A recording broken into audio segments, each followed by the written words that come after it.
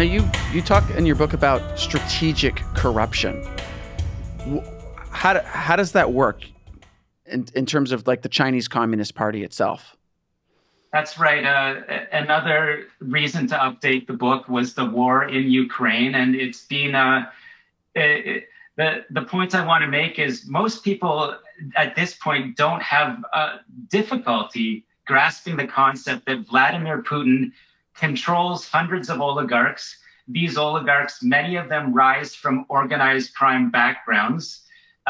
They work directly hand in hand with, the FSB, which is the successor of the KGB, which Vladimir Putin, of course, was a KGB agent.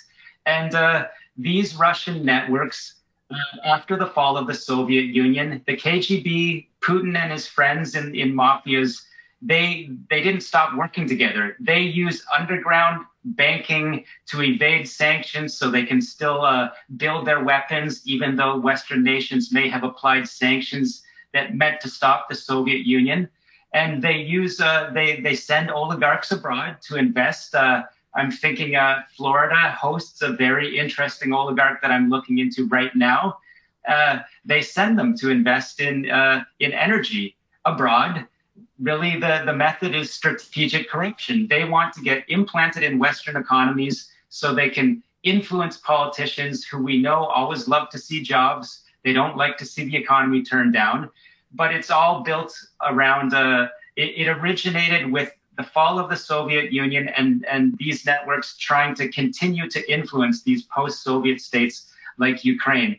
That's strategic corruption involving organized crime, the Kremlin, and a bunch of spies. And what I argue in the book is China has taken that model and brought it to the high-tech era and is a thousand or more times better at using that Russian model of corruption.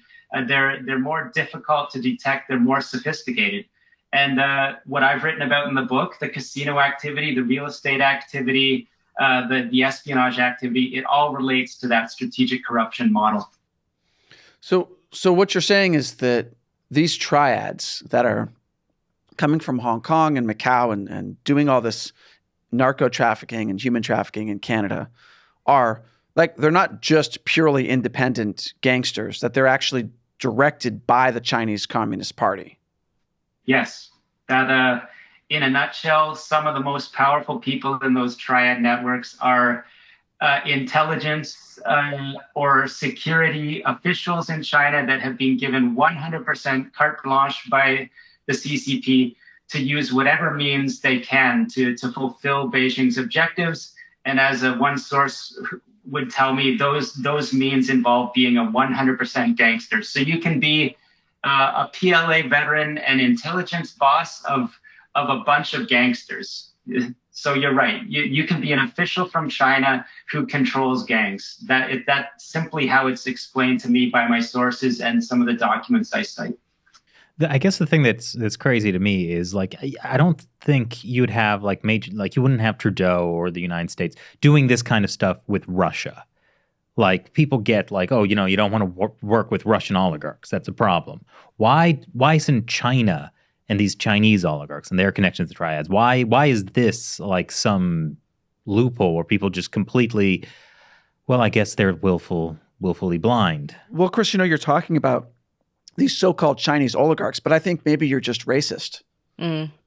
Is that it, that you just can't say you're racist against Russians? There's got to be a better explanation. Well, there does have to be a better explanation, but it's there's no irony in that answer from Matt. This is a tool that's used by the Chinese Communist Party that whenever someone comes out and criticizes, like the Canadian MP that I've talked about, who said we need a foreign agent law, to deal with North Korea, Iran. He didn't even name China. He's talking about authoritarian states, but he was tarred and smeared as an anti-Chinese racist. Right, even though he's ethnically Chinese, though. Correct. It's ridiculous. It's absurd. And yet, what I would tell you is these arguments are made, and it's my argument that the people making them are not stupid. We're talking about senators. We're talking about heads of industry some of these people are not only just parroting these false, fake news CCP talking points, they are paid under the table. They're compromised. And yet, this goes full circle. Why does Canada need a Foreign Agent Registration Act? It's so that these people can't secretly be taking, cash from Huawei under the table to say, why are we being mean to Mun Wangzhou? This is inflaming racism. So there's a bigger direction behind those, what logical people see as absurd claims. You don't hear much about Meng Wanzhou these days. I wonder whatever happened to her. Sure, she's fine. Sure, she's fine. But yeah, it's still like, I mean, this is why I'm so worried about the Biden administration. Them talking about stopping the China tariffs. Like, what is motivating that? It's just why is there this lack of understanding in not just politicians who may or may not be completely bought off, but like the public? Or, why do the public blackmailed by going to these illegal gambling mansions? Yeah. Like, why is there not a bigger public pushback? Well, to your question, I mean, I agree, and I make the argument in the book that it took the Ukraine war for a lot of people in the West to finally see that the path to those dropping bombs on citizens is paved with this strategic corruption. So now we can go after yachts and mansions and Russian oligarchs. We sort of have license because we can literally see just the incredible war crimes occurring. And I say, do we need to wait for jets to fly over Taiwan? Do we need to wait for microchip factories to be taken by Beijing and Taiwan to then see the Chinese oligarch networks, which are much more powerful and sophisticated in the same way we see the Russian networks? And I think there's two things going on. There are people that are squeamish about race in the same way, strangely, that they're not about talking about Russian people.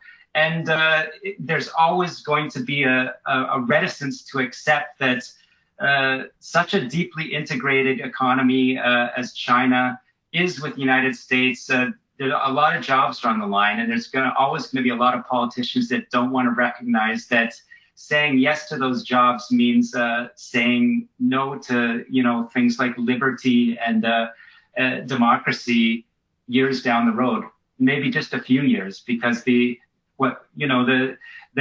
China is learning from Ukraine. This is what I'm told. Taiwan is worried.